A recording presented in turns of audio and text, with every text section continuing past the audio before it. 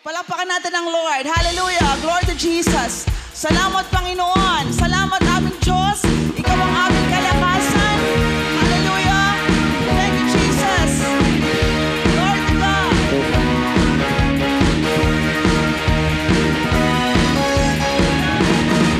May galak, may saya, may tuwa sa piling ng Diyos. Sapagkat hirap ng puso ay naglalaho. May awit, may sayaw, at papuri para sa Diyos. Nahatid ng puso, pinagpala ng lubos. Handog niya ay kapayapaan, handog niya ay kagalakan, handog niya ay kalakasan sa bawat pusong napapagal. Kaya ang awit ng papuri, awit ng pasasalamat, at ang awit ng magsawa. Walang iba para sa iyo, Panginoon. Sa Kanya. Jesus, hallelujah. Sa iyo lamang ang papuri at parangal, Panginoon.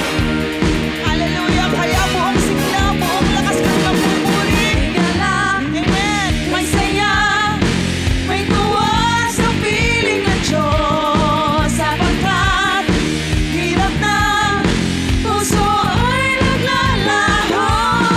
May awit, may sayaw, at papuri para sa Diyos. Nahatid ng puso, pinagpala ng lubos. Handog niya ay kapayapaan, handog niya ay kagalakan, handog niya ay kalakasan sa bawat pusong napapagal. Kaya ng awit ng papuri, awit ng pasasalamat, at ang awit ng para lamang sa iyo, Panginoon, ay para lang sa Kanya. Handog niya ay kapayapaan, handog niya ay kagalakan, handog niya ay kalakasan sa bawat pusong napapagal. Kaya ng awit ng papuri, awit ng pasasalamat, at ang awit ng pagsamba ay para lang sa Kanya, ay para lang sa Kanya, ay para lang sa Kanya, ay para lang sa Kanya. Yes, Jesus. Sa iyo lamang, Panginoon. Glory to God. Palakpakan natin ang Panginoon. Glory to Jesus. Hallelujah. Patuloy tayong magpuri sa Panginoon. Amen. Kasama natin ang Diyos. Amen. Oh, thank you, Lord. Thank you, Jesus.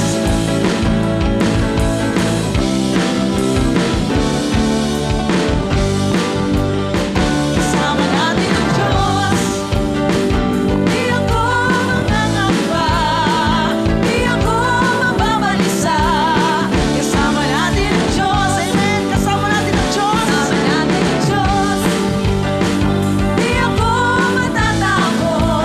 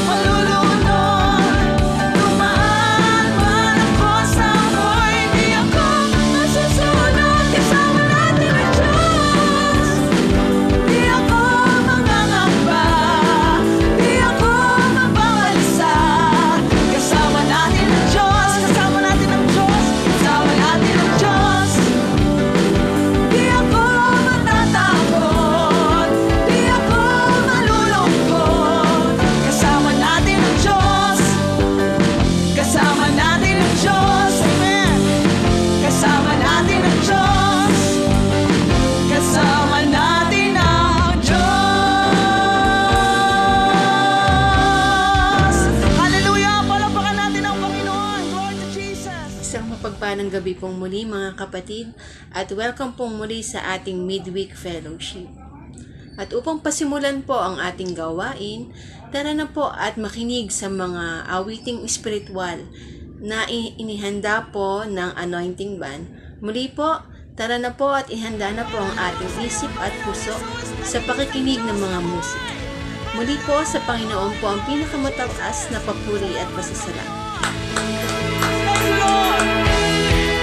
Oh, thank you, Jesus. Magpupuri kami at sasamba sa iyo, Panginoon. Hallelujah. Hallelujah. Oh, thank you, Lord.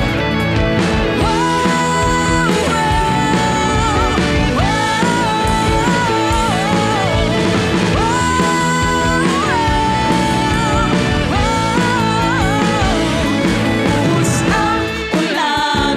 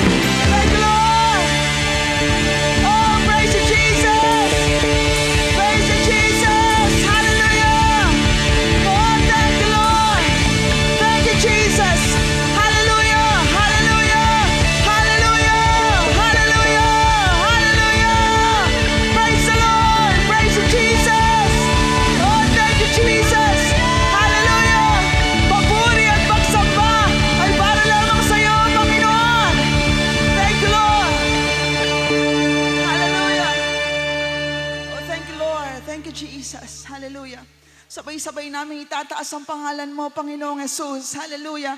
Ikaw lamang ang nag-iisang Diyos, ikaw lamang ang aming sasambahin, pupurihin, pasasalamatan, Panginoon. Hallelujah. Hallelujah. Salamat sa privilege na ito, Panginoon, na nagagawa naming magpuri at magpasalamat sa iyo sa oras na ito, Panginoon. Napakabuti mo, O Diyos, sa aming lahat, Panginoon. Napakabuti mo sa lahat ng ginagawa mo sa buhay namin, Panginoong Jesus. Thank you, Lord. At hindi sapat ang mga papuring ito, Panginoon, para ibalik yung kalawalhatian para sa iyo, Panginoon. Hallelujah. Thank you, Lord. We are not worthy, Father God. Di kami karapat-dapat sa pagpupuri sa iyo, Panginoon, sa mga blessings na nare-receive namin, Lord. But because of your love for us, Panginoon, na-enjoy namin yung isang buhay na ganap at kasiyasiya, Panginoon. Puno man ito ng pagsubok, Panginoon, and there's no doubt, hindi kami, Lord, nababagabag, Panginoon, dahil alam namin na kasama ka namin, Lord Jesus. Hallelujah. Hallelujah. Nakakatayo kami sa harapan mo, Panginoon, because of your strength, Lord Jesus. Hallelujah. Hallelujah. Salamat sa mga pangako mo, Panginoon, na lagi namin pinanghahawakan, Lord, every time na dumadaan kami sa mga pagsubok, Panginoon. Thank you, Jesus. Thank you, Lord. Hallelujah. Hallelujah. Sa oras na ito, Panginoon, patuloy kami magpupuri sa iyo, Lord God. Hallelujah. Napakasarap sa presensya mo, Panginoon. Napakasarap magpuri sa iyo, Panginoong Jesus. Hallelujah. Yung pakiramdam na ito, Panginoon, na na-enjoy namin yung presensya mo, ay hindi pwedeng ihalin tulad sa anumang bagay na pwedeng ibigay ng mundong ito, Panginoon. Kaya thank you, Lord. Thank you, Jesus, sa pagkakataong ito, Lord God. Hallelujah. Hallelujah. Lord, truly in your presence, there is fullness of joy, Panginoon. There is strength, there is love, there is peace, Panginoon. Maraming salamat, Lord. Maraming salamat, aming Diyos. Hallelujah. Hallelujah. Hallelujah. Kaya mga kapatid, huwag nating sayangin ang oras na ito na hindi tayo makapagpasalamat sa Panginoon. Kanina pa lamang nandirito ang Panginoon. Nakikita ang bawat isa sa pagpupuri. Alam ng Panginoon kung anong laman ng isip mo. Alam ng Panginoon kung ano ang laman ng puso mo. Hallelujah. Hallelujah. Hallelujah. Kaya sa oras na ito, ibigay natin yung wagas na pagsamba para sa Panginoon. Thank you, Jesus. Thank you, Jesus. Hallelujah. Hallelujah. At anuman yung mga pangangailangan mo, bago pa natin ibukas ang ating mga bibig, alam na ng Panginoon. Alam ng Panginoon kung anong bumabagabag sa iyo. Alam ng Panginoon kung anong nasa isip mo. Alam ng Panginoon ang lahat ng pangangailangan mo. Hallelujah. Thank you, Jesus. Kaya sa oras na ito, magpasalamat tayo sa Panginoon dahil tapat ang kanyang mga pangako. Tapat siya sa lahat ng mga binitawan niyang salita sa Bible na hindi niya tayo iiwan ni pababayaan man. Thank you, Lord. Thank you, Lord. Thank you, Jesus. Hallelujah. Patuloy kaming sasamba sa iyo, Panginoon. Itataas ang pangalan mo, aming Diyos. Karapat dapat ka sa lahat ng papuri. Karapat dapat ka sa lahat ng pagsamba, Panginoong Jesus. Hallelujah. Thank you, Jesus. Thank you, Lord. Thank you, Lord. Thank you, Father. Hallelujah.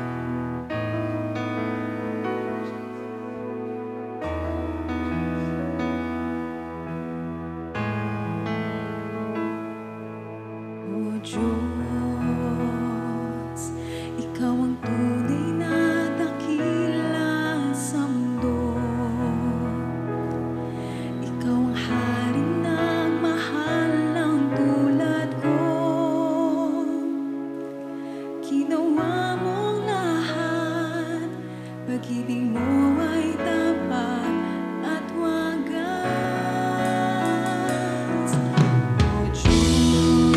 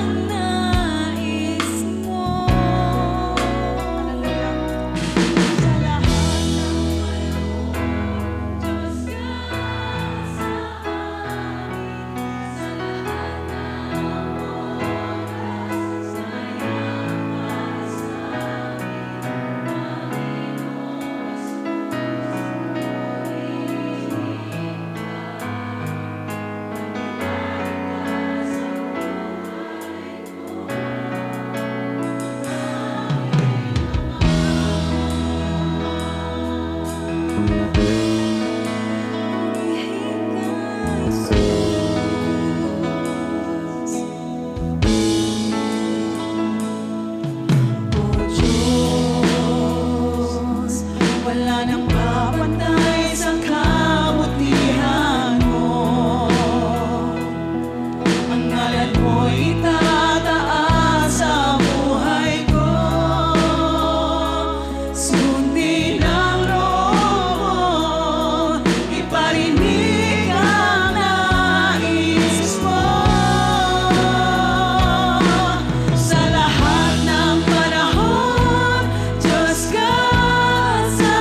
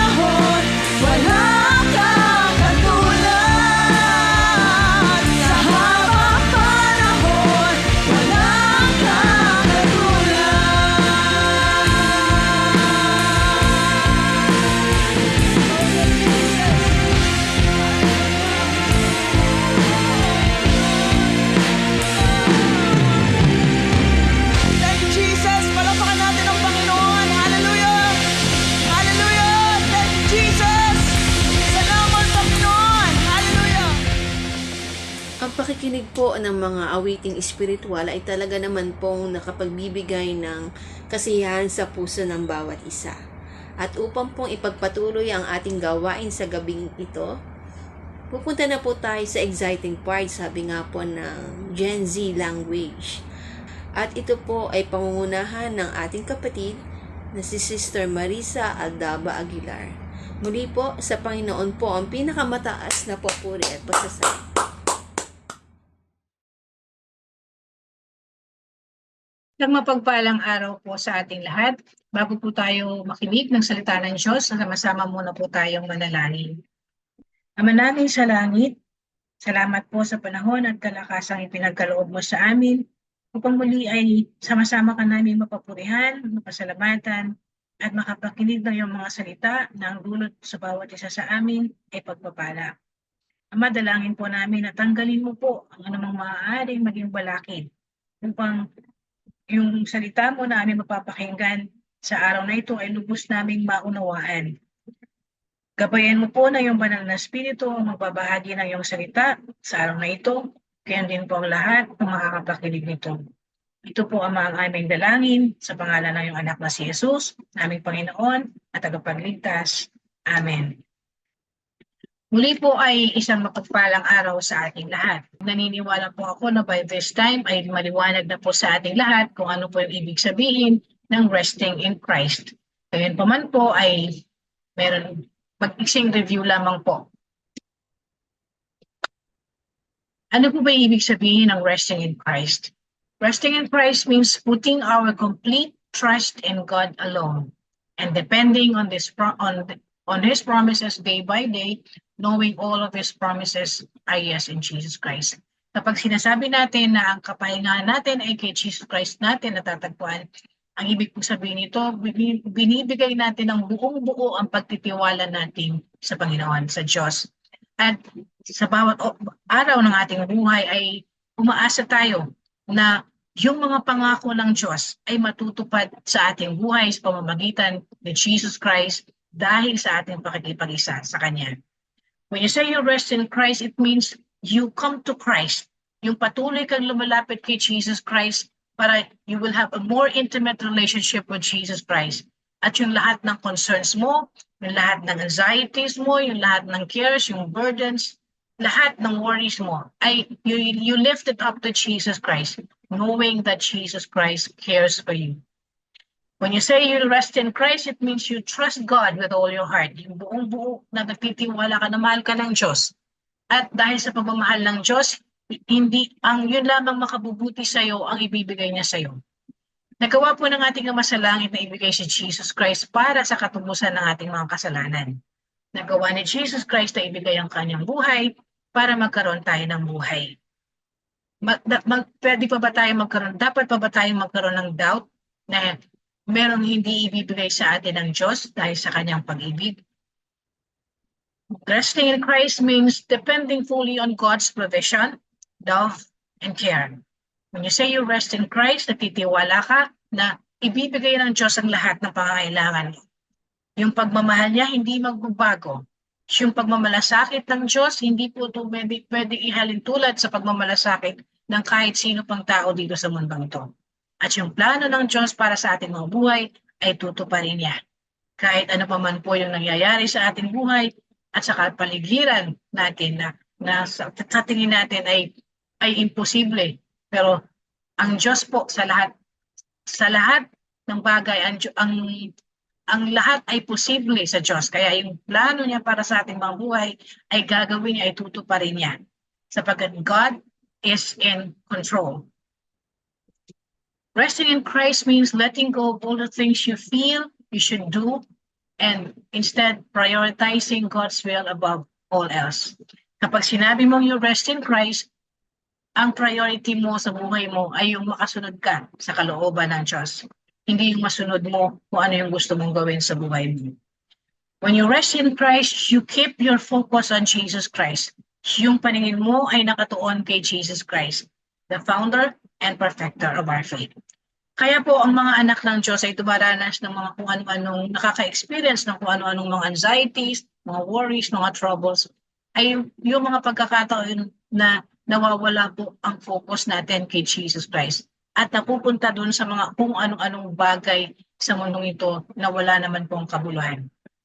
When you rest in Christ, you will have the freedom to fully enjoy the life that God has given you.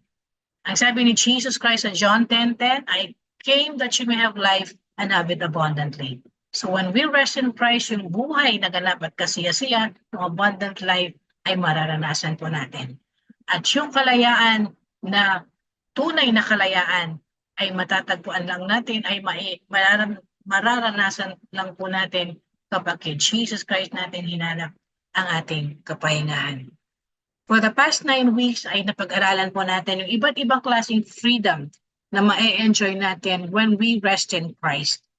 Yung freedom from work-related worriness, freedom from financial difficulties, freedom from the anxieties caused by future uncertainties, freedom from the fear of death, freedom from the work of the law, freedom from insecurities, from the pain of losing loved ones, from worldly pressures, at sa araw po na ito, ang ating pong pagtutuunan ng pag-aaral ay yung freedom from the fear of God's will.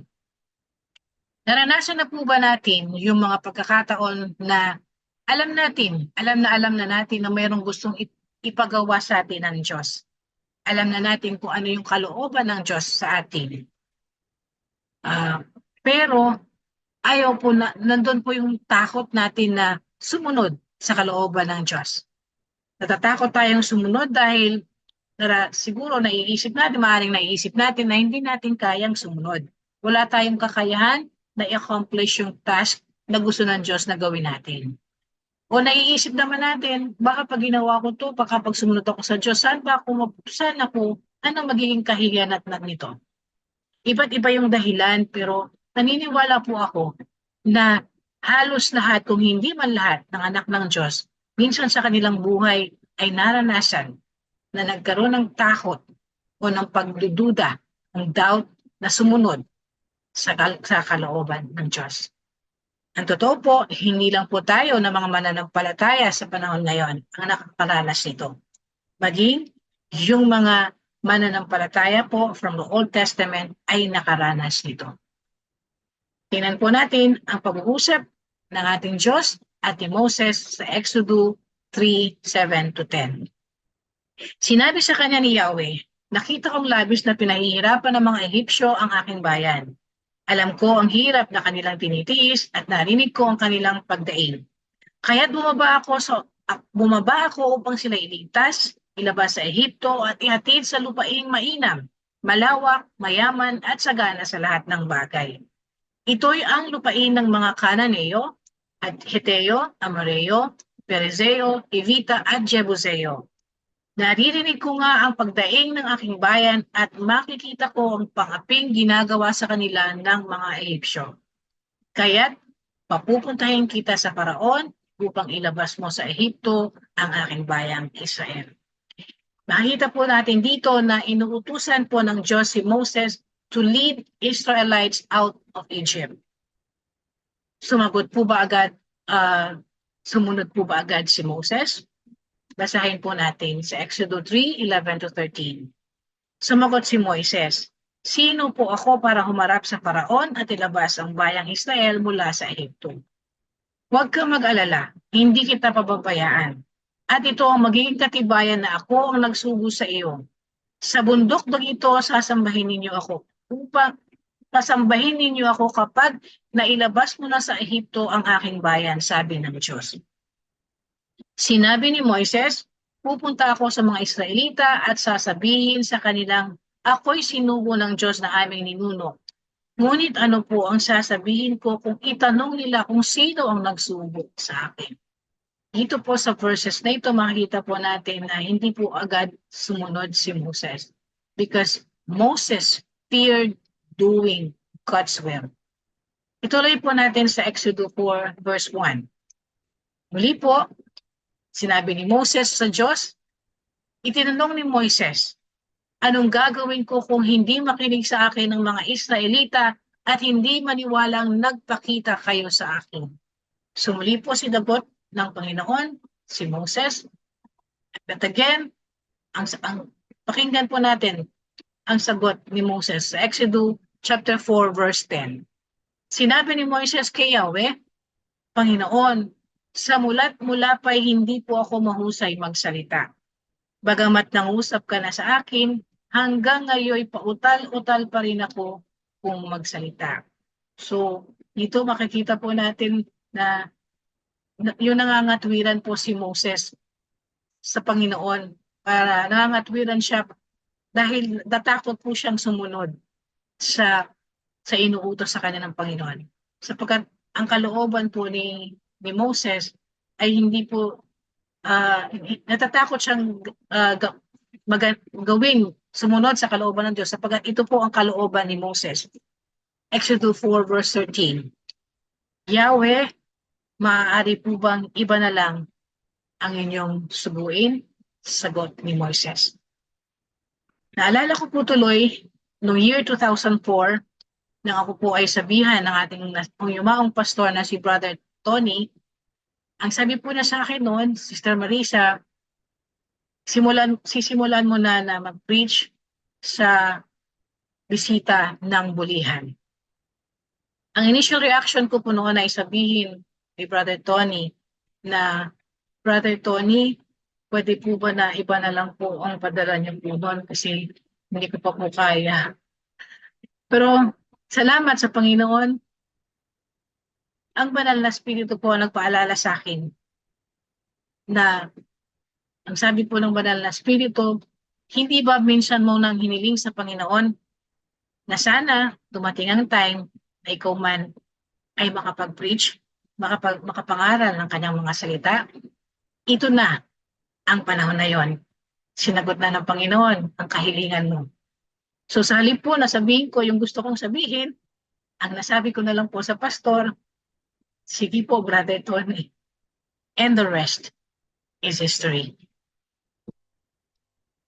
Tingnan naman po natin kung ano po yung nangyari sa buhay ni Gideon. Mga Hukom, chapter 6, verse 14 to 15. Sinabi sa kanya ni Yahweh, lumakad ka at gamitin mo ang buong lakas mo upang iligtas ang Israel mula sa mga Midianita. Ako mismo ang nagsusugo sa iyo. Sumagot si Gideon, ngunit, Panginoon, paano ko maliligtas ang Israel? Ang aming angkan ang pinakamahina sa lipi ni Manases at ako naman ang pinakahamak sa pamilya namin. Again, makikita po natin Gideon, the fifth judge and considered the greatest judges of Israel, the greatest judge of Israel, feared doing God's will. Si Gideon po is a young man from the tribe of Manasseh na tinawag ng Diyos para para i-lead ang Israel from deliver Israel from the Midianites. Makikita po natin dito na kung gaano kahina yung faith ni Gideon. Kaya hindi po siya agad sumunod sa kalooban ng Diyos. But God patiently worked with him and strengthened the faith of Gideon hanggang sa dumating ang time na na-carry out ni Gideon yung mission na gusto ng Diyos na i-accomplish niya. Yung obedience ni Gideon sa kalooban ng Diyos ay naging dahilan para siya he took a stand against his own father and his tribe. At although natakot siya noon na gibain o sirain yung mga idols, yung false idols, false gods na sinasamba ng kanyang father at ng own tribe, he feared God much more, kaya mas sinunod niya po ang kalooban ng Diyos. Yung story po ni Gideon na nagpapakita na God uses ordinary people to accomplish His plans. And yung pong susi sa tagumpay ni Gideon ay yung bagamat siya po ay natakot noong una na sumunod sa kalooban ng Diyos, nandun sa bandang huli nandun binigay na din po nandun na rin po yung willingness niya na sumunod sa kalooban ng Diyos. So Gideon went from being a man na laging nagtatago sa kalaban sa dumating sa time na siya na po yung lumalaban sa kalaban ng Israel. At tuwing meron po siyang ginagawa, lagi niyang sinisiguro na yung kalooban ng Diyos ang kanyang sinusunod.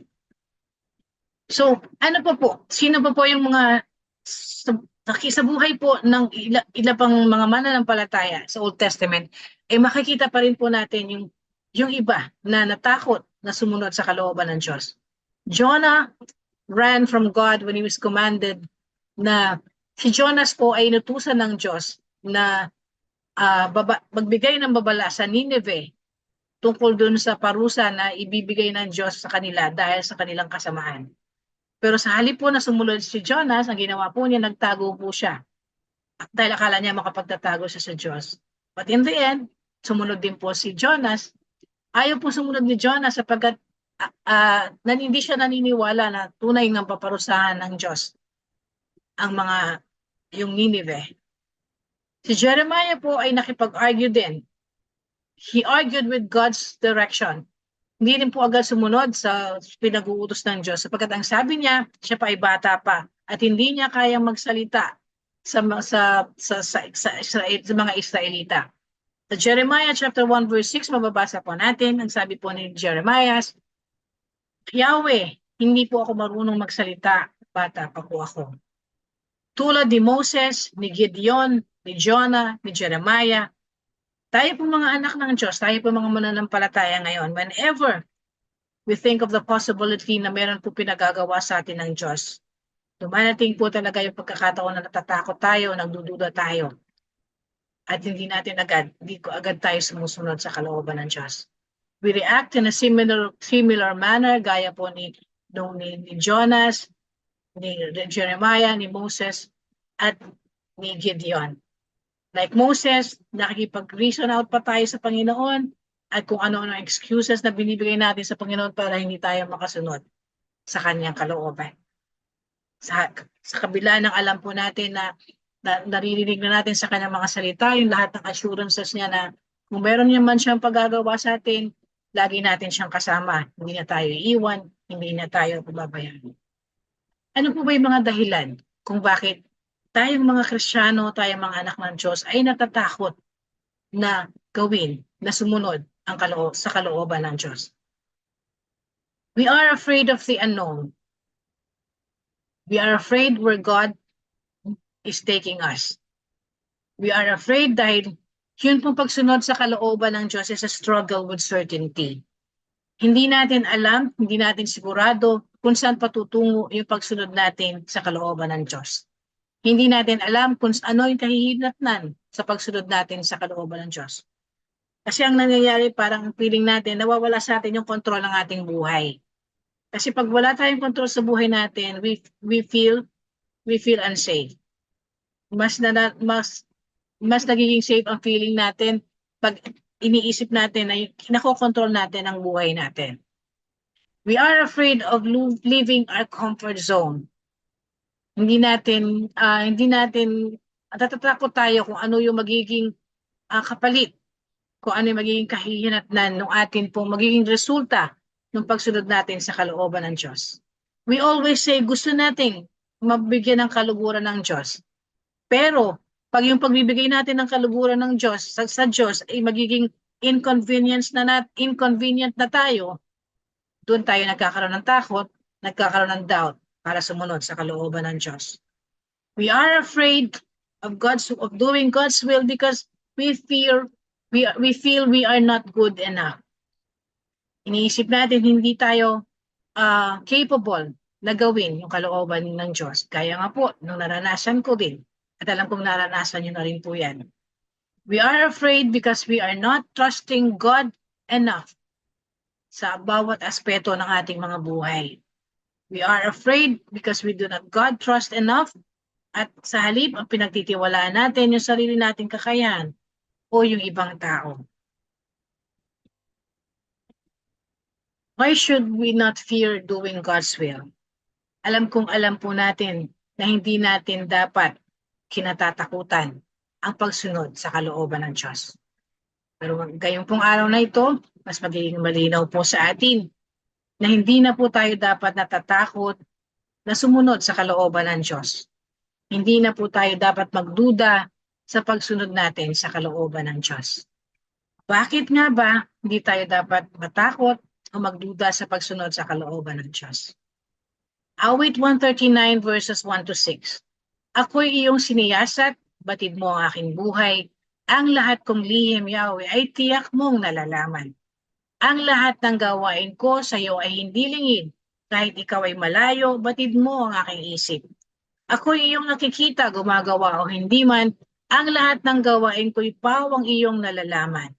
Di pa ako umiimik, yaong aking sasabihin, alam mo nang lahat yon. Lahat ay di malilihim. Ika'y laging kapiling ko, katabi ko oras-oras, ang likas mong kalakasan ang sa akin nag-iingat. Nagtataka ang sarili, alam mo ang aking buhay, di ko kayang unawain, iyong karunungan. Ang sabi natin kanina, some Christians fear doing God's will because they fear the unknown. Natatakot sila sa unknown. God is an omniscient God. Ang Diyos po na pinaglilingkuran natin, ang Diyos na pinananaligan natin, ay Diyos na marunong sa lahat. Ang Diyos na nalalaman ang lahat. Nalalaman ng Diyos ang lahat ng nangyayari dito sa buong universe. Nalalaman ng Diyos ang lahat ng nangyayari sa ating buhay. Kaya hindi tayo dapat matakot na sumunod sa kalooban niya dahil alam po natin na alam ng Diyos kung saan niya tayo dadalhin. Kung saan niya tayo dapat alam niya kung ano yung pinagdadaanan natin. Kaya hindi tayo dapat matakot na kung susunod tayo sa kalooban ng Diyos ay hindi magiging maganda ang kahihinatnan nito. God knows everything. What is unknown to us is known to God. Wala pong hindi nalalaman ang ating Diyos. Kaya hindi tayo dapat matakot sa pagsunod sa kalooban niya. Awit 139 verses 15 to 16. Ang buto ko sa katawan noong yun ay hugisin, sa loob ng bahay bata dooy iyong napapansin. Lumalaki ako roong sa iyo'y di nililihim. Ako'y iyong nakita na hindi pa man isinilang. Batid mo kung ilang taon ang haba ng aking buhay, pagkat ito'y nakatitik sa aklat mo na talaan. Matagal nang balangkas mong ikaw lamang ang may alam. God knows our past. Sabi nga, hindi, hinuhugis pa lang po yung hinuhugis pa lang po yung ating mga katawan, alam na po ng Diyos, nakikita na tayo ng Diyos. Lumalaki pa daw po tayo sa sinapupunan, nakikita dito nalilihim sa Diyos. Sabi nga, at alam ng Diyos kung hanggang kailan tayo mabubuhay sa mundong ito. Yung past, yung present, yung future natin, alam na alam ng Diyos. So alam ng Diyos kung ano yung makabubuti sa atin. Alam ng Diyos kung ano yung dapat yung dapat mangyari sa buhay natin na magdudulot ng kabutihan sa atin. So hindi po tayo dapat matakot na sumunod sa kalooban ng Diyos dahil ang Diyos na pinakamarunong sa lahat ay alam na alam kung sa ano yung pinakamabuti sa atin at doon niya tayo dadalhin.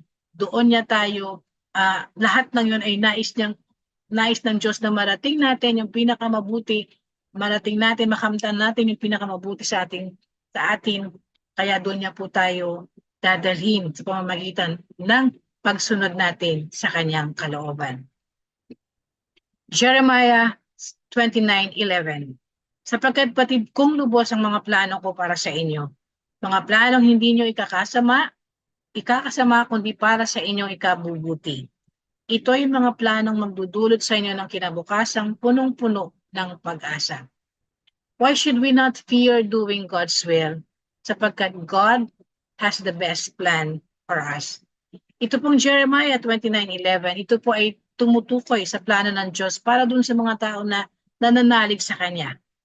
Na alam na ang Diyos ay tanging mabuti lamang ang nais para sa Kanya.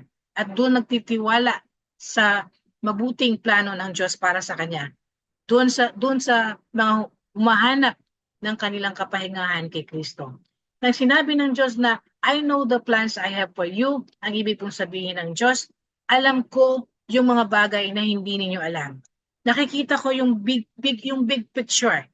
From the beginning of time until the end of time, alam na ng Diyos kung ano yung mangyayari. Alam ng Diyos na yung kagustuhan niya para sa atin ay yun lamang po para sa ikabubuti natin. Ang nais ng Diyos ay yung tayo ay mapalapit sa Kanya. We become more intimate with Him para yung original design niya na puro kabutihan lang natin ay mangyari para sa ating mga buhay sa pamamagitan po ni Jesus Christ. Bagamat tayo po madalas ay hindi tapat sa Diyos, ang Diyos po ay nananatiling tapat. Hindi po nangangahulugan na ang mangyayari lang po sa ating mabuhay ay puro mabuti. Hindi po. Sapagkat nandito pa po tayo sa makasalanang mundong ito, ay mangyayari ito po, may mangyayari hindi maganda sa ating mga buhay. Makikita po ito sa buhay ni Jeremiah, na Jeremiah received ridicule, he was lonely, and more than once sa kanyang buhay, nakaranas siya na his life was in danger. Pinapakita po sa Bible na yung katotohanan na tayong mga anak ng Diyos ay makakaranas din ng hindi magagandang bagay sa mundong ito. Dahil yung mga hindi magandang bagay na to ay consequences ng ating mga maling decision, maling choices sa buhay. Consequences din ng maaaring consequences din ng maling choices na ginagawa ng tao na naapektuhan tayo. O dahil nga po, sa sinabi ko kanina, na dahil nandito pa po tayo sa makasalanang mundong ito. Gusto ng Diyos na ang plano po ng Diyos, hindi lang po natin maranasan yung best. Bagamat yun po talaga ang gusto ng Diyos, puro yung best para sa atin. Pero dahil nandito, hindi maiiwasan na maranasan yun natin yung hindi magandang bagay dahil nga po nandito pa tayo sa makasalanang mundong ito. At kasama pa natin yung mga tao na hindi nananalig sa Kanya na gumagawa ng mga bad choices. Nais din po ng Diyos, pinahihintulot ng Diyos na maranasan natin itong hindi magandang bagay na to para mas maunawaan po natin ang pangangailangan natin sa pagsunod sa Kanyang kalooban para sa ating ikabubuti. Hindi po ginagarantiyahan ng Diyos na hindi tayo makakaranas ng sakit o ng harm, but He always reminds us sa verse na ito na yung goodness ay laging available for us. Yung kabutihan ay laging available sa ating buhay. At ito po ay mangyayari kapag pinili pa rin po natin na magtiwala sa Kanya. Kapag pinili po natin na sumunod sa Kanyang kalooban. At hindi natin ipilit yung pagsunod sa kung ano yung gusto natin. Sapagkat yung pagsunod po natin sa kalooban ng Diyos ay magdudulot ng isang transformation sa ating buhay. It will produce a changed life with better experiences even if yung nakikita natin na yung hindi natin nararanasan yung mga hindi magandang bagay, pero ito po ay magdudulot, in the end, ito po ay magdudulot ng kabutihan sa ating buhay. But on the other hand, kung matatakot po tayo sumunod sa kalooban ng Diyos and we choose not to obey God's will, we deprive ourselves of experiencing God's best. We deprive ourselves, pinagkakait natin sa ating mga sarili na matanggap natin kung ano yung pinakamagandang plano ng Diyos sa ating buhay.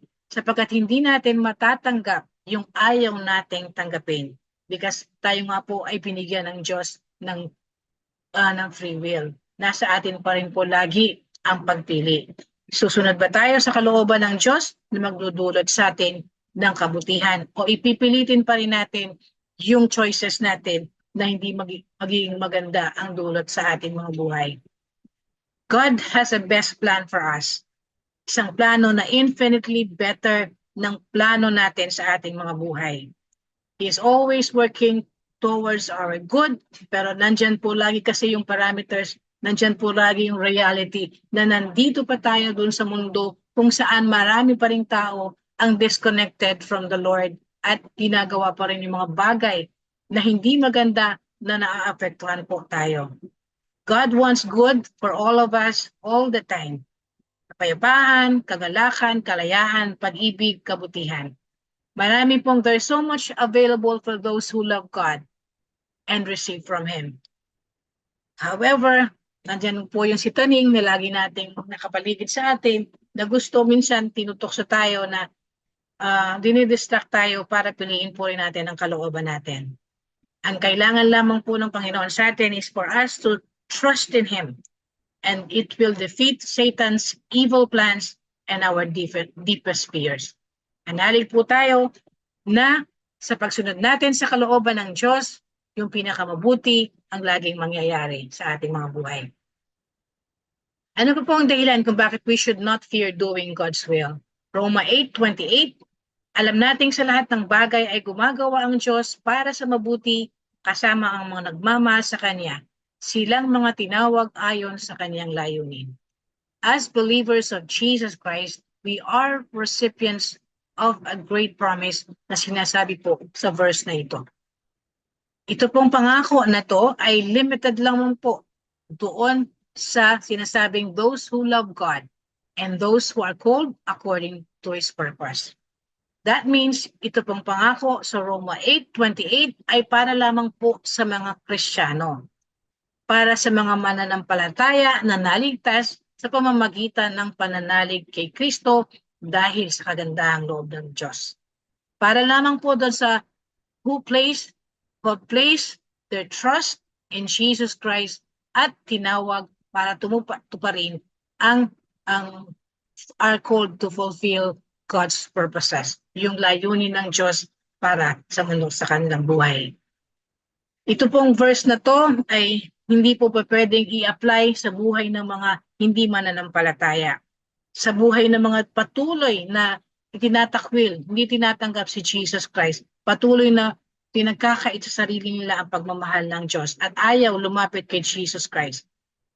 So yung mga tao po na patuloy na tumatanggi kay Jesus Christ, ito po, ang pangako po na ito ay hindi nila pwedeng ma-enjoy. At ano po yung pangako na sinasabi sa verse na ito? That for those who are saved, all things will work together for good. Pag sinabi pong all things, hindi po ibig sabihin yung magagandang bagay lang. Pag sinabing all things, each and every circumstance na mararanasan ng isang mananampalataya, even pain or suffering. At pag sinabing work together, it means na it is God, ang Diyos po, it is God who causes all things to work together sa buhay po ng isang mananampalataya toward a specific end. At ano po yung end na yon? Ano po yung layunin ng Diyos? Yung mabuti para sa kanyang sa kanyang anak, yung para sa isang mananampalataya. The word good does not necessarily mean, ulitin ko po, na hindi lang yung puro yung mabuti ang mangyayari sa buhay ng isang mananampalataya. Kundi maging do sa hindi mabuting nangyayari sa buhay ng mananampalataya, ay gagamitin pa rin ng Diyos para ito ay para din sa bandang huli ay maging magdulot ng kabutihan sa buhay ng isang mananampalataya. Kailangan lang po, ulitin ko, na pipiliin din ng mananampalataya na to work with God para yung kanyang plano, na magandang plano sa buhay niya bilang isang anak ng Diyos ay magkaroon ng katuparan sa kanyang buhay. Ang God's ultimate good, ang ninanais po ng Panginoon, na pinakamabuting ninanais ng Panginoon para sa ating lahat, ayun po, we will be with Him in eternity. We will be glorified with Him in eternity. Sa ngayon po, habang nandito pa tayo sa lupa, ang gusto ng Diyos that as we seek a good life, as we seek to obey His will, mauunawaan po natin na ang tanging paraan para tayo ay makasunod sa kalooban niya, para tayo ay maging mabuti sa paningin ng Diyos Ama, ay sa pamamagitan po ni Jesus Christ. In the eyes of the Father, we are good and we please Him only if we put our faith, our hope in Christ alone. Hindi po tayo magiging mabuti sa paningin ng Diyos pamamagitan ng sarili nating kakayahan. Tayo magiging mabuti lamang at kalugod-lugod sa paningin ng ating Ama sa langit sa pamamagitan po ng ating pakikipag-isa kay Jesus Christ na nagiging daan para tayo po ay magkaroon ng pagnanasa at kakayahan na sumunod sa kalooban ng Diyos.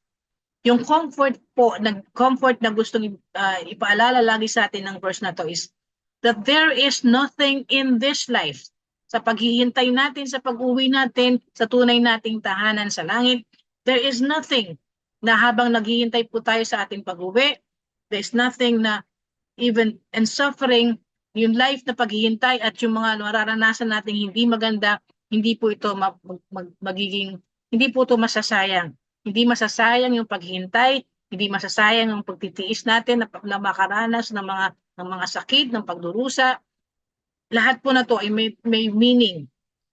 Sa lahat ng nananatili kay Jesus, sa lahat ng those who rest in Christ, for those who believe in Christ, na nananalig kay Jesus Christ, even if nakaranas po tayo ng mga pain, ng suffering, lahat po na ito ay may magandang kahihinatnan sa ating po mga mananampalataya. Lahat po na ito ay may halaga at ito po ay magdudulot ng walang hanggang pagdating po natin sa buhay na walang hanggan, doon natin fully may enjoy yung lahat po ng mas marirealize po natin yung reason sa lahat po ng pinagdaanan natin dito sa lupa. At may enjoy po natin yung walang hanggang kaligayahan, walang katulad na kaligayahan doon sa tunay nating tahanan sa langit. Ano pa po ang dahilan kung bakit hindi po tayo dapat matakot na sumunod sa kalooban ng Diyos? Ikalawang Pedro chapter 1 verses 3 to 4, tinanggap natin sa pamamagitan ng kapangyarihan ng Diyos ang lahat ng bagay na magtuturo sa atin upang tayo mamuhay na maka-Diyos. Ito'y dahil sa ating pagkakilala kay Jesus na siya ring tumawag sa atin upang bahaginan tayo ng kanyang kaluwalhatian at kadakilaan. Sa paraang ito ay binigyan niya tayo ng mga dakila at napakahalagang pangako upang makaiwas kayo sa nakasisirang pagnanasa sa sanlibutan ito at upang makabahagi tayo sa kanyang likas bilang Diyos. Ay sabi natin kanina, isa sa dahilan kung bakit po tayo natatakot na sumunod sa kalooban ng Diyos ay yung takot natin na yung iniisip natin na hindi natin kaya. Hindi natin kayang gawin yung gusto ng Diyos dahil wala tayong kakayahan, yung mga talents natin, yung mga capabilities natin, hindi natin kaya. Or hindi natin kaya na paglabanan yung mga bagay, yung mga tukso sa mundong ito. Tandaan po natin, when the Lord calls, He equips. Kapag ikaw ay tinawag ng Panginoon, wala ka mang kakayahan, bibigyan ka niya ng kakayahan. Ang Diyos po ay pwede natin pagtiwalaan sa bawat aspeto ng ating buhay. Hindi po tayo sa utusan ng Diyos, hindi po tayo, God will never ask us to do anything to accomplish a task na hindi niya po tayo bibigyan ng kakayahan para ito ay ating maisakatuparan, para ito ay ating magampanan. Maaring mararamdaman natin, naiisip natin na hindi tayo worthy na sa pagtawag ng Diyos, na wala tayong kakayahan. Pero tandaan po natin, God makes us complete in every good work that is aligned with His will.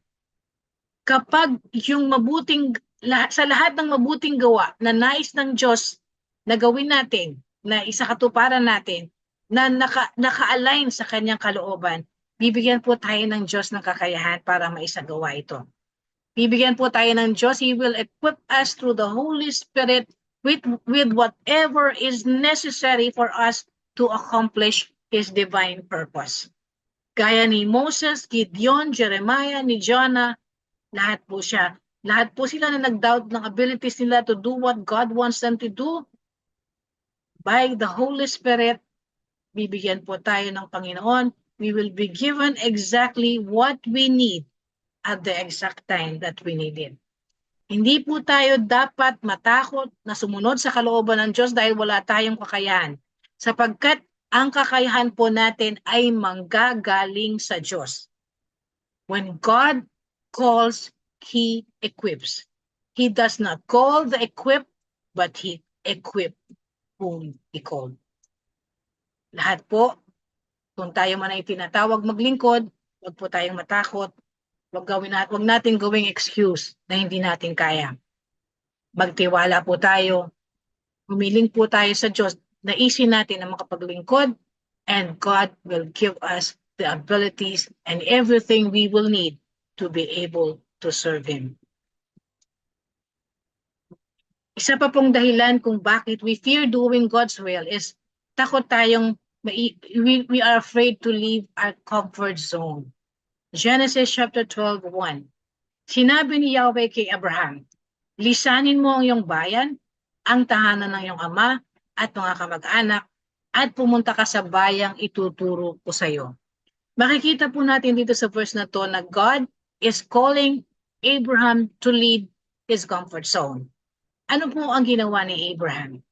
Genesis chapter 12 verse 4, sumunod nga si Abraham sa utos ni Yahweh. Nilisan niya ang Haran noong siya'y 75 taon. Sumama sa kanya si Lot, sinama ni Abraham ang kanyang asawang si Sarai at si Lot na pamangkin niya. Dinala niyang lahat ang kanyang mga alipin at mga kayamanang naipon nila sa Haran. Pagkatapos nito'y nagtungo sila sa Canaan. Gaya po ni Abraham, huwag po tayong matakot na iwanan ang ating comfort zone. Sumunod po tayo sa kalooban ng Diyos, even if it means leaving our comfort zone. Sapagkat, ang sabi po sa Genesis 12, verses 2 to 3, pararamihin ko ang iyong mga anak at apo at gagawin ko silang isang malaking bansa. Pagpapalain kita at gagawin kong dakila ang iyong pangalan at ikaw ay magiging pagpapala sa marami.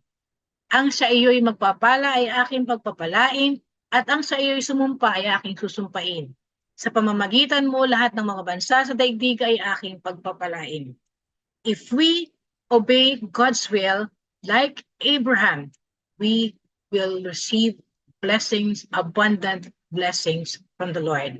Because blessings await those who obey God's will. So we must not be afraid to do God's will because God is true to His promise. Gaya ni Abraham, pagpapalain po tayo ng Panginoon kapag tayo ay hindi magdududa at hindi matatakot na sumunod sa kanyang kalooban. Ang sabi din po sa Hebreo 10:36, kinakailangan kayo'y magtiis upang masunod ninyo ang kalooban ng Diyos at matanggap ninyo ang kanyang ipinangako. Napakarami pong pangako ng Diyos na ilan po doon ay atin pong napag-aralan. Ang Diyos po ay promise keeper. Ang lahat ng pangako ng Diyos ay matutupad kay Jesus Christ. Sabi nga lang po ng verse, kailangan lang po natin magtiis.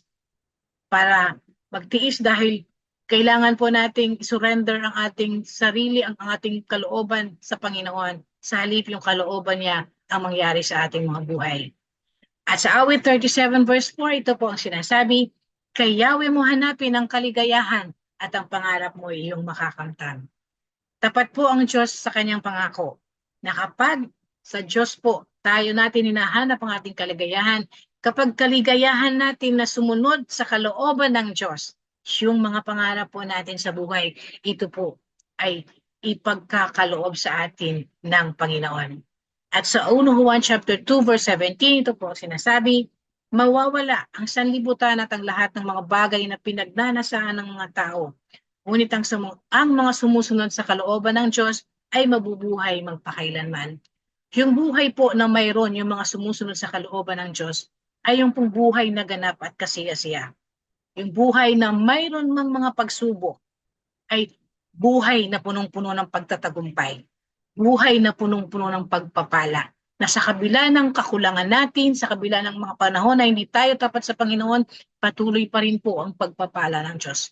At higit sa lahat po, yung buhay po na mayroon yung mga sumusunod sa kalooban ng Diyos ay yung buhay na hindi po magtatapos dito sa buhay natin sa lupa, kundi yung buhay na magtatapos dun sa buhay na walang hanggan sa piling ng ating Panginoon. At ano po yung buhay na sinasabi, buhay na walang hanggan sa piling ng Panginoon? Sabi nga po, ito po yung buhay na sinasabi rin po sa Marcos 10:29-30, sumagot si Jesus, tandaan ninyo, ang sino man nag-iwan ng kanyang tahanan o mga kapatid, mga magulang, mga anak, mga lupain, dahil sa akin at sa magandang balita ay tatanggap sa buhay na ito ng 100 ulit pa ng mga iyon, mga bagay, mga bahay, mga kapatid, mga ina, mga anak, at mga lupain. Ngunit may kalakip na pag-uusig at sa panahong darating, magtatamo siya ng buhay na walang hanggan. Muli po sa verse na to ay muling ine-emphasize na if you do God's will, that if we do not doubt, if we do not fear doing God's will, the reward of following Jesus and doing God's will is a full and joyful life now and forever. Yung buhay na punong-puno ng kagalakan, kapayapaan, lahat po ng mabubuting bagay, lahat ng mga bagay na magdudulot ng kabutihan sa atin, maging mga bagay po, sabi nga po natin kanina, maging mga bagay na hindi maganda, lahat po na ito, in the end ay magdudulot ng kabutihan sa atin dahil lalo po ito magpapalapit sa atin, sa ating Panginoon. Bagamat may pag-uusig po tayong mararanasan dito sa mundong ito, yun pong kagalakan, yung kapayapaan na nasa ating mga puso dahil sa pananahan sa atin ng banal na Espiritu, dahil sa ating pakikipag-isa kay Kristo, dahil sa pagmamahal sa atin ng ating Ama sa Langit, hindi po ito mawawala sa dahil lamang sa kahit ano pa pong nararanasan natin na hindi maganda sa mundong ito. Wala pong katulad, wala na pong mas maganda pang buhay, kundi yung buhay na inuukol sa pagsunod sa kalooban ng Diyos. At isa pa pong dahilan kung bakit hindi ito ay dapat matakot sa pagsunod sa kalooban ng Diyos ay yung sinasabi po sa Lucas 9:23. At sinabi niya sa kanilang lahat, ang sino mang nagdanais sumunod sa akin ay kinakailangang itakwil ang kanyang sarili. Pasanin araw-araw ang kanyang krus at sumunod sa akin. As disciples of Jesus Christ, we are commanded to deny ourselves, take up our cross, and follow Jesus. Yung command po ni Jesus Christ dito po sa verse na binasa natin ay tawag po sa ating mga alagad ni Kristo para magpakababa at magsakripisyo para masunod po natin ang kalooban ng Diyos. We are called to deny ourselves, i-give up na po natin ang control natin sa buhay natin. Ibigay na po natin ang control ng buhay natin sa Panginoon dahil sigurado po na ito ang para sa ikabubuti natin.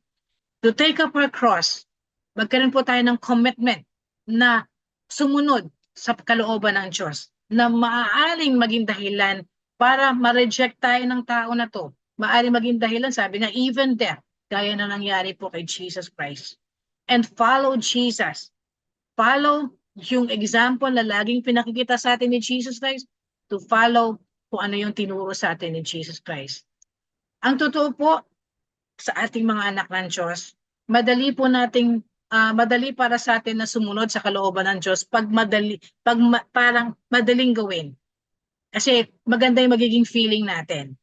Pero madalas nga po, kapag we are called to go out of our comfort zones into the unknown, doon na po tayo nagkakaroon ng pagdududa at yung fear na sumunod sa kalooban ng Diyos. Muli po pinapaalala sa atin sa pag-aaral natin sa gabing ito na hindi po tayo dapat matakot na sumunod sa kalooban ng Diyos.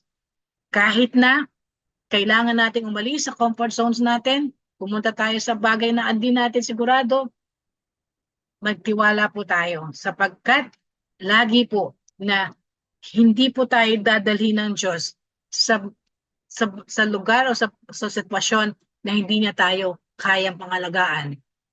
Hindi tayo kaya ingatan ng kanyang pag-ibig. A true disciple of Jesus, kasi sinasabi po natin na tayo mga alagad ni Kristo. Kung tunay po tayo mga alagad ni Kristo, hindi po tayo dapat matakot na sumunod sa kanyang kalooban.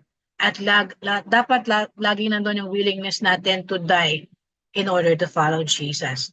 Yung die po dito, yung death po dito, hindi ibig sabihin yung physical death, kundi yung absolute surrender to the will of God.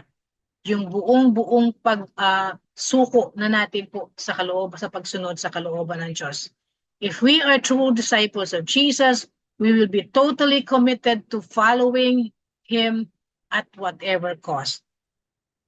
Maaari maging daan to, yung pagsunod natin kay Kristo, maging daan para we lose our closest friends. We are alienated from our family, we lose our job, we lose a great opportunity, or we even lose our life. Kung ito man po ang cost ng pagsunod natin kay Kristo, dapat po ay maging handa ang bawat alagad ni Kristo. Sapagkat sigurado po tayo na kapag ang kalooban ng Diyos ang sinunod natin, ito po ay magdudulot sa atin ng pawang kabutihan lamang. At ano pa po ang isang dahilan kung bakit hindi po natin dapat katakutan sumunod sa kalooban ng Diyos? Ang sabi po sa Mateo 28:19-20, kaya't humayo kayo, gawin ninyong alagad ko ang mga tao sa lahat ng mga bansa. Bautismuhan niyo sila sa pangalan ng Ama at ng Anak at ng Espiritu Santo. Turuan niyo silang sumunod sa lahat ng inuutos ko sa inyo. Tandaan ninyo, ako'y laging kasama ninyo hanggang sa katapusan ng panahon. As disciples of Jesus Christ, we have a mission to fulfill. Ito po yung the Great Commission. To make disciples of Jesus Christ. To make all nations disciples of Jesus Christ. Sa ating paggawa ng alagad, ang sabi po, ang command po sa atin, turuan natin silang sumunod sa lahat ng inuutos ng Diyos, ng Panginoon. Paano natin tuturuang sumunod ang ibang tao sa kalooban ng Diyos kung tayo mismo ay matatakot sumunod sa kalooban ng Diyos? The Great Commission includes the integral element of obedience. If we are true disciples of Jesus Christ, yung obedience po ay hindi pwedeng mawala sa ating katangian. And kung hindi po tayo, kung nahihirapan tayong sumunod dahil natatakot tayo, nagda-doubt tayo, paano natin matuturuan na sumunod ang ibang tao? Paano tayo gagawa ng alagad ni Kristo? Paano natin matutupad ang Great Commission? We should not fear doing God's will because ito po ang sinasabi sa Genesis 3 verses 1-5. Ang ahas ang pinakatuso sa lahat ng hayop na nilikha ng Panginoong Yahweh. Isang araw, tinanong nito ang babae, totoo bang sinabi ng Diyos na huwag kayong kakain ng anumang bungang kahoy sa halamanan? Sumagot ang babae, maaari namin kainin ang anumang bunga sa halamanan, huwag lamang ang bunga ng puno na nasa gitna niyon. Dito po makikita po natin yung conversation ni Satan at ni Eva. Si Satan po, kilala na natin, he is the father of lies, the great deceiver. So, ano po yung susunod? Pakinggan po natin yung pag-uusap po. Sinabi ng Diyos na huwag namin kakainin ni hihipuin man ang bunga nito. Kung kami raw ay kakain ito, mamamatay kami. Ngunit sinabi ng ahas, hindi totoo yan. Hindi kayo mamamatay. Sinabi lang yan ng Diyos sapagkat alam niyang kung kakain kayo ng bunga niyon ay makakaunawa kayo. Kayo'y magiging parang Diyos at malalaman niyo ang mabuti at masama. Why should we not fear doing God's will? Because if we fear and if we doubt doing God's will, we are allowing Satan to deceive us with his lies. Kapag tayo po ay natatakot o nagdududa sa pagsunod sa kalooban ng Diyos, ang binibigyan po natin ng kaligayahan ay si Satan. Pinapayagan po natin, pinapahintulot po natin na dayain po tayo ni Satanas. Satan is the greatest enemy of our souls. At gagawin po lahat ni taning ang lahat para tayo po ay mawasak. Para po tayo ay malayo sa Panginoon. At gagamitin niya kahit na po yung ating takot. If we fear doing God's will, we are giving Satan the satisfaction of using our fears against us. Bibigyan po natin ng kaligayahan si Satan na magtagumpay siya na gamitin yung takot natin para hindi natin masunod ang kalooban ng Diyos. Papabayaan po natin si Satan na ng lies, to build up lies sa ating mga isipan na hindi natin dapat pagtiwalaan ng Diyos, na hindi totoo na mahal tayo ng Diyos, na hindi totoo na gusto ng Diyos ang best for sa atin. Kaya nang sinasabi niya kay Eve, na kaya lang hindi gusto ng Diyos na pakain sa inyo yan kasi pagiging parang Diyos kayo na makakaunawa kayo. Satan is the father of lies. At isa lang po ang dahilan ni Satan, ang gusto ni Satan na mangyari sa atin. Satan only seeks to kill, steal, and destroy. And the oldest lie, yung pinaka matandang kasinungalingan po na gusto ni Satan na itanim sa ating mga isipan is kung ano yung sinabi niya kay Eva sa garden. Sabi niya, God is holding out on you. His command is keeping something good from you. Don't do things His way. His will is restrictive. Your will is the path to freedom. Do what you want to do. Ang gusto po ni Satan, yung fear. Doon sa fear natin sa sumunod sa kalooban ng Diyos, ganito po ang sinasabi ni Satan. Pinipigilan kayo ng Diyos na sundin kung ano yung gusto niyong gawin. Kasi ayaw niyang, yung gusto niyong mangyari, yung gusto niyong gawin, magdudulot ng kabutihan sa inyo. So wag niyo siyang sundin. Kasi pinagkakait niya sa inyo yung kalayaan.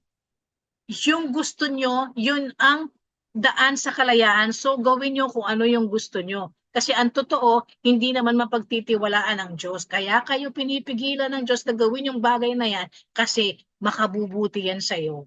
Yan po ang gustong ipasok ni Satan sa ating isipan kapag tayo ay nagtatakot o nagdududa na sumunod sa kalooban ng Diyos.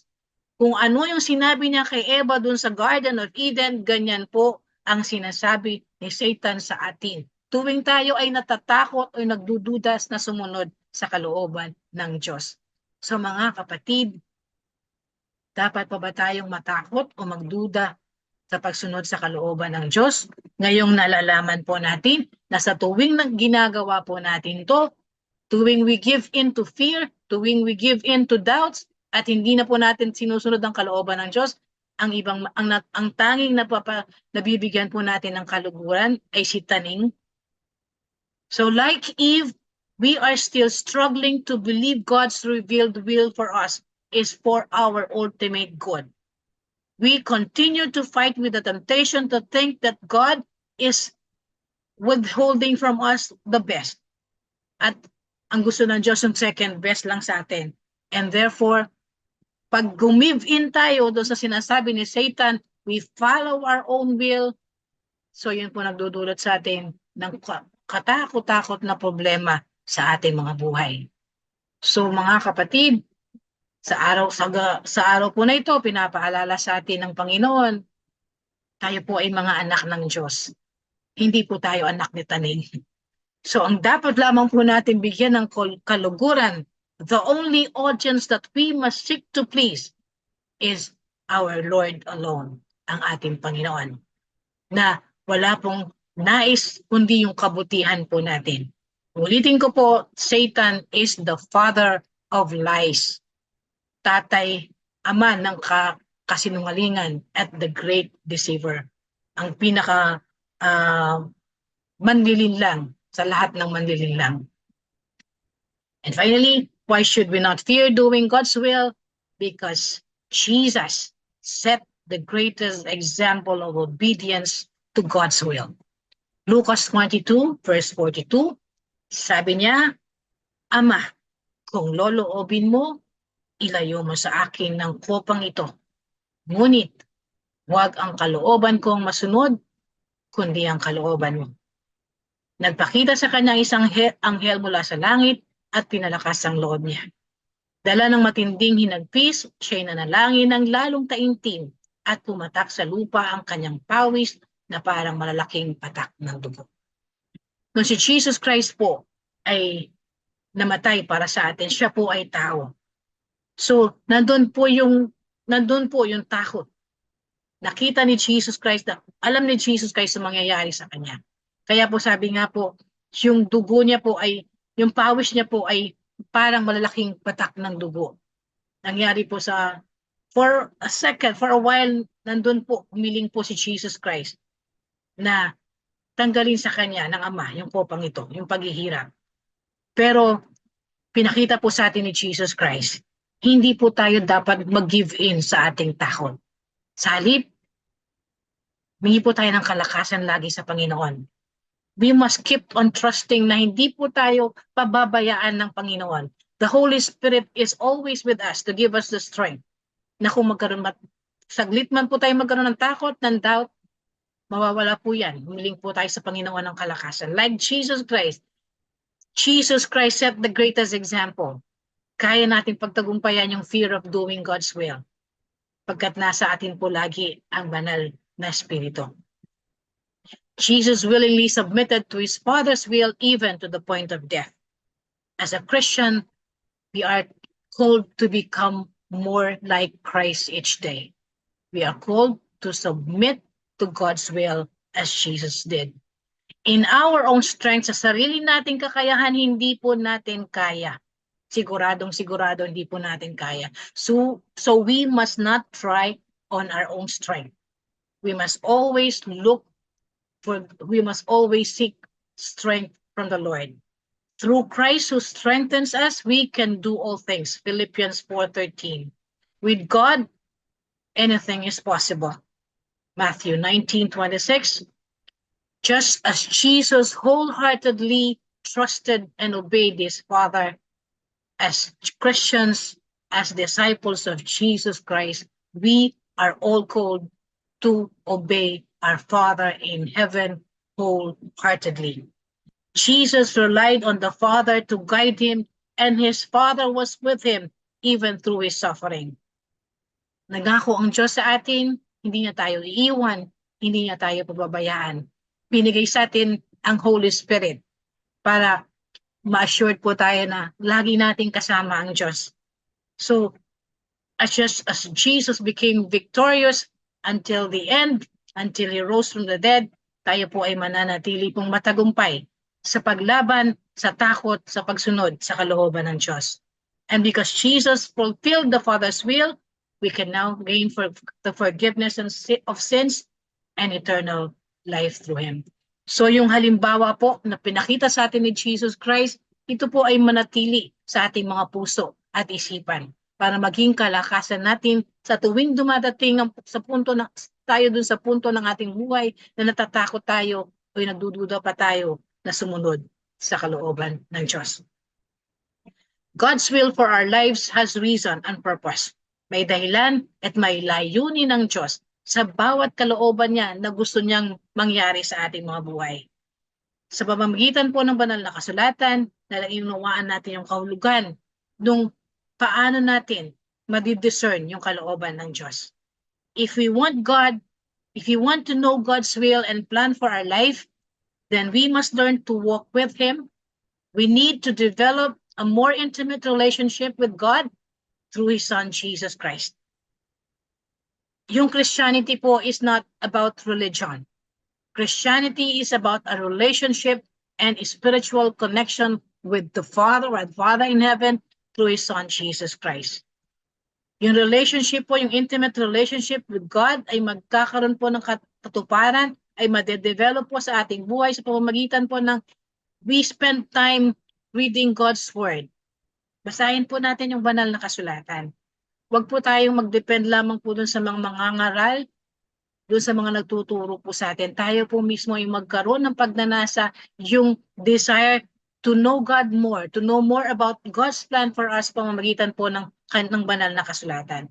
We must take time to pray, spend time communicating with God, and take every opportunity to be involved sa mga gawain sa church and maging member ng mga small group na nagkakaroon po ng mga Bible study ng prayer meeting.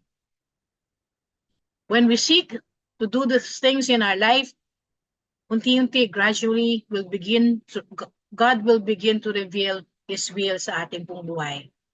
Ito po kasi ang problema ng maraming Kristiyano. Kasama na po tayo doon.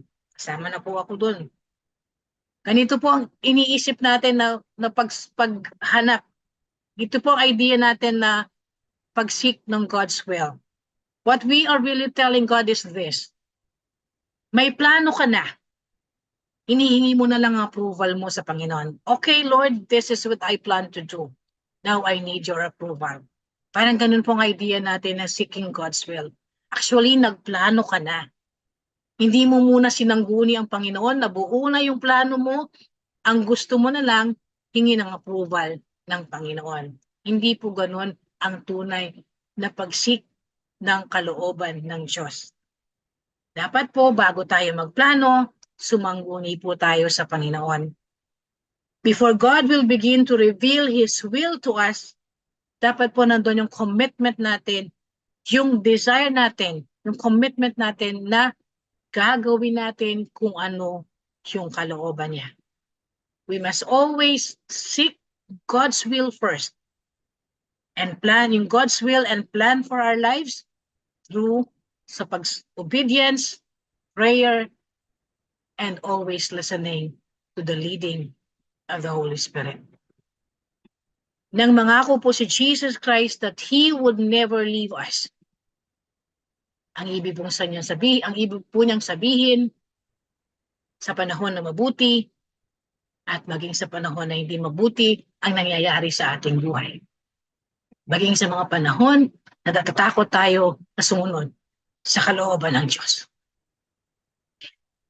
Ang mission po natin, our mission as disciples of Jesus Christ in the difficult seasons of our lives is to serve Him, always remembering that we are doing it for God.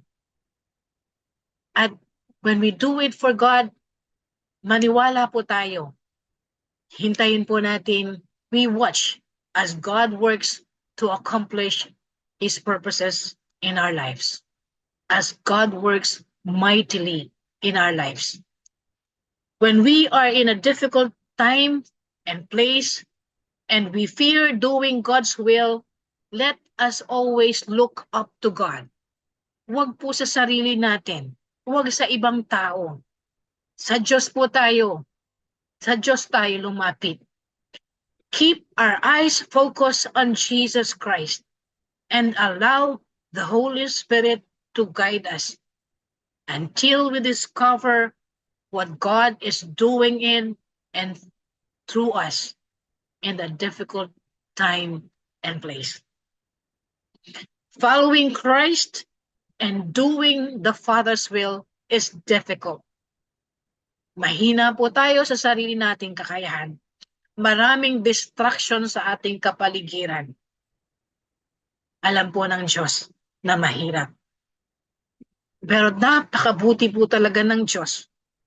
He has given us the Holy Spirit to give us the strength to do the work He wants us to do. Tapat po ang Diyos sa kanyang pangako na hindi niya tayo iiwan, hindi niya tayo pababayaan. Kaya ibinigay niya sa atin ang Holy Spirit to assure us na lagi natin siyang kasama. The Holy Spirit indwells in us. It is in us. Hindi tayo iiwan magpakailanman. Kaya nga po ang ating kaligtasan ay magpakailanman. Let us always ask for God's grace to be always sensitive to the leading of the Holy Spirit. Sama-sama po tayong manalangin sa ating Panginoon.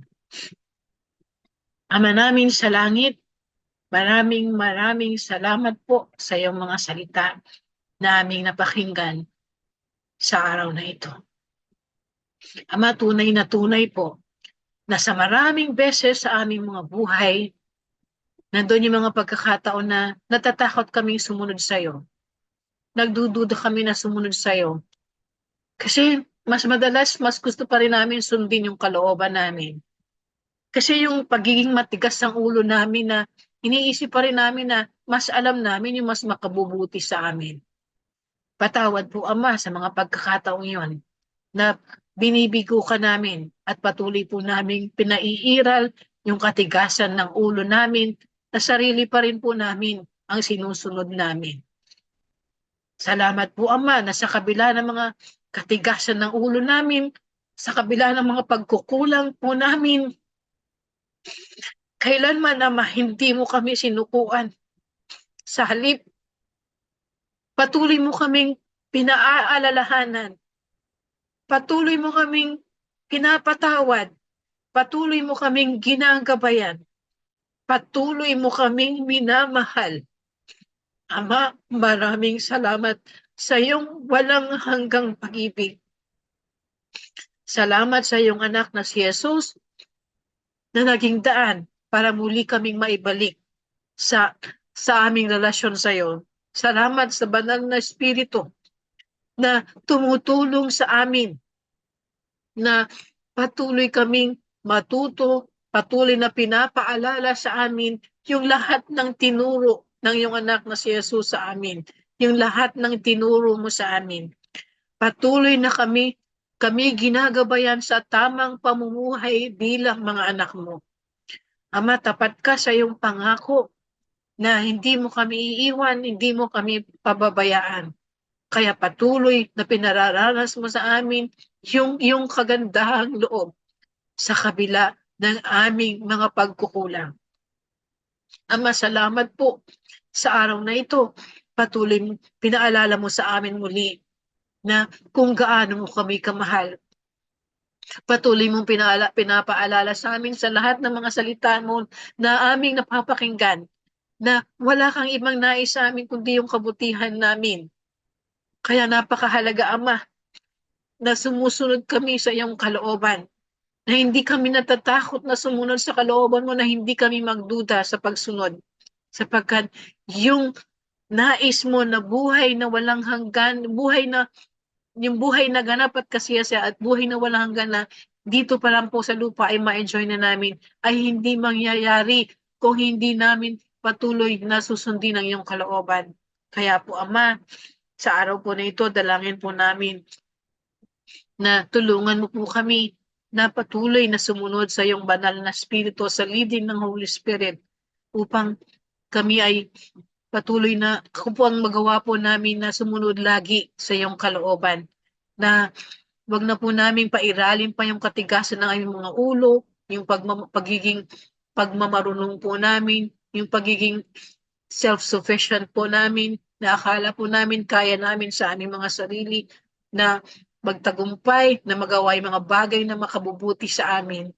Ama, salamat po na sa araw na ito, muling naging malinaw po sa amin na yung buhay na nais mo para sa amin ay ma-enjoy po namin sa pagsunod sa iyong kalooban. So, dalangin po namin, Ama, na patuloy ibigay na po namin ng buong control ng buhay namin sa iyo. I-surrender na po namin ang aming mga buhay sa iyo para wala na po kaming ibang magawa pa sa buhay namin kundi tanging pagsunod lamang sa kalooban mo. Ama, kung mayroon po na nakikinig po sa aming fellowship na ito na hindi pa tumatanggap sa iyong anak na si Jesus, dalangin po namin, Ama, sa pamamagitan po ng iyong banal na Espiritu, ipuin mo po ang kanyang puso at isipan. Ipaunawa mo po sa kanya, Ama, na kailangan niya si Jesus Christ.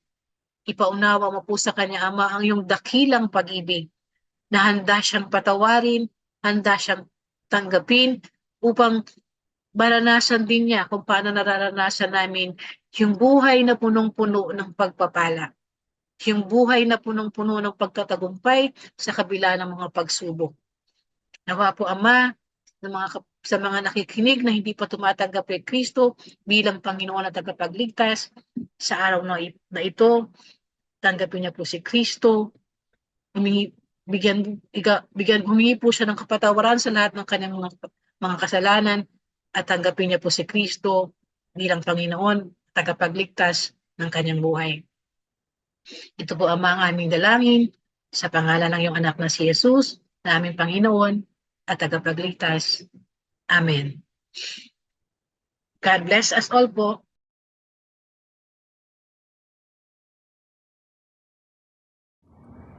Hallelujah, Jesus. Hallelujah. Mula po sa pakikinig po ng mga spiritual na awitin hanggang sa pakikinig po ng mga salita ng ating Panginoon, alam ko po na ang bawat isa ay na-blessed po sa gabi pong ito. At upang pong maipagpatuloy ang ganitong mga gawain, marapat lamang po na ating suportahan ang mga gawain po ng ating community.